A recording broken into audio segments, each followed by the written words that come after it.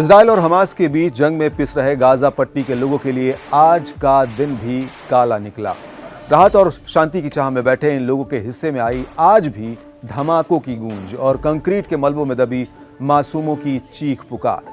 Gaza के health और emergency service में लगे लोगों पर सिस्टमैटिक हमलों के क्रम में इजरायली सेना ने आज एक बार फिर बेत लाहिया में एक अस्पताल को निशाना बनाया। हेलो दोस्तों, मैं हूं अरविंद योगराज और आज बात होगी इन हमलों से प्रभावित इलाकों में भयावह होते जा रहे हालात की। गाजा पट्टी पर इजरायली सेना की कार्रवाई पूरी ताकत के साथ जारी है। कमाल अदवान अस्पताल की ओर से जारी बयान में कहा गया कि इजरायली सेना ने मंगलवार को 5वीं बार उनकी बिल्डिंग को निशाना बनाया। अस्पताल के प्रमुख ने इस हमले को भयावह और निर्दयी कहा है। उन्होंने बताया कि उत्तरी गाजा में इजरायली ड्रोन्स ने हमले किए जो हेल्थ सर्विस में लगे उनके लोगों पर टारगेटेड थे। उत्तरी गाजा के इस अस्पताल को इजरायली सेना ने आज 5वीं बार निशाने पर लिया है। आज के इन ताज़ा हमलों में इजरायली सुरक्षा बलों ने अपने ड्रोन से अस्पताल पर छर्रे भरे बम गिराए, जिससे वहां कई लोग घायल हो गए।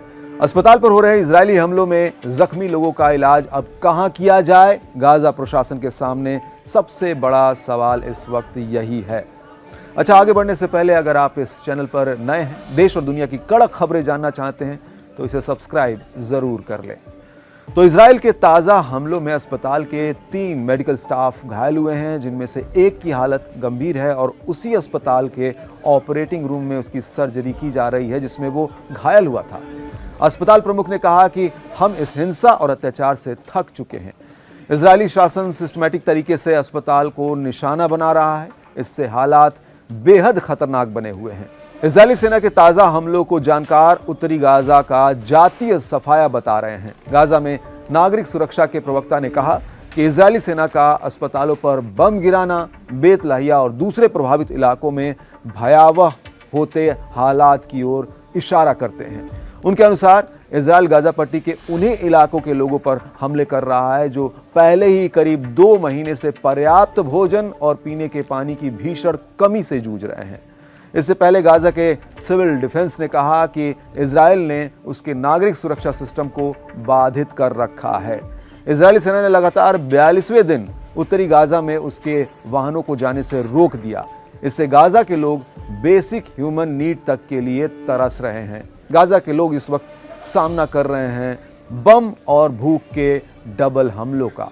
गाजा के सिविल डिफेंस ने राहत सहायता में लगी टीमों के खिलाफ इजरायली कार्रवाइयों के आंकड़े जारी किए हैं। इसमें कहा गया है कि युद्ध की शुरुआत के बाद से इजरायली सेना उसके 88 लोगों को मार चुकी है और उसके हमलों में 304 घायल हुए हैं। इसके अलावा उसके 21 कर्मियों को गिरफ्तार भी किया गया है। अच्छा, जानकारी के लिए बता दें कि इजरायली सेना इसी साल अक्टूबर से गाजा के ऐतिहासिक शरणार्थी शिविरों जवालिया, बेत लाहिया और बेत हनून में अभियान चला रही है। इजरायली सेना ने इस छोटे से इलाके के दक्षिणी हिस्से में नए एग्जिट ऑर्डर यानी निकासी आदेश जारी किए हैं।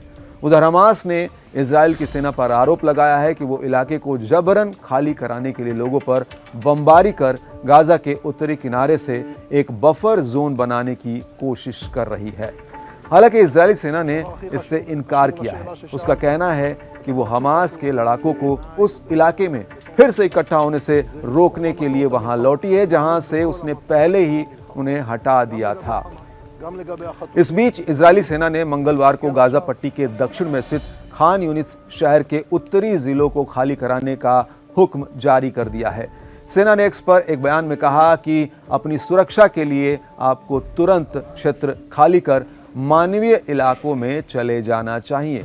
वहीं हमास पर इजरायली बंधकों को रिहा किए जाने का दबाव बढ़ गया है।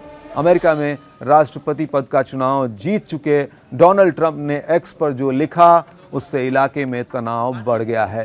ट्रंप ने लिखा कि अगर बंधकों को 20 जनवरी 2025 से पहले छोड़ा नहीं गया तो मेरे शपथ ग्रहण के बाद मध्य पूर्व को बड़ी कीमत चुकानी पड़ सकती है।